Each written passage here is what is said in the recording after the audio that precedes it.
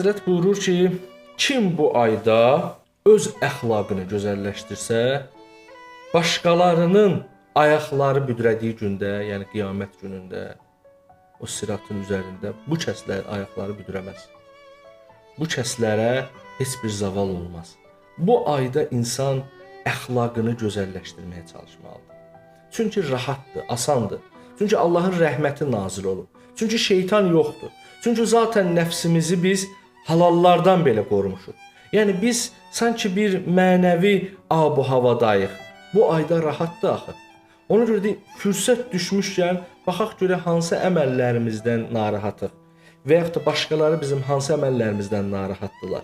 Biz incidiciyikmi, dilimizlənmi, nə bilim kobuduqmu, nə bilim qeybət əhliyikmi, bilmirəm.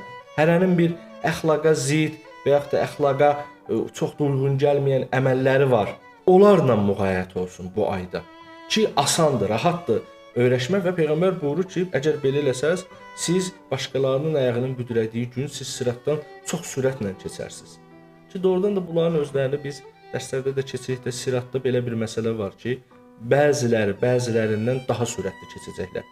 Bəziləri keçə bilməyəcək, bəziləri zəif keçəcək, bəziləri daha şiddətli, bəziləri ondan da şiddətli. Ona görə də Peyğəmbər onları bilir, o xüsusiyyətləri bilir.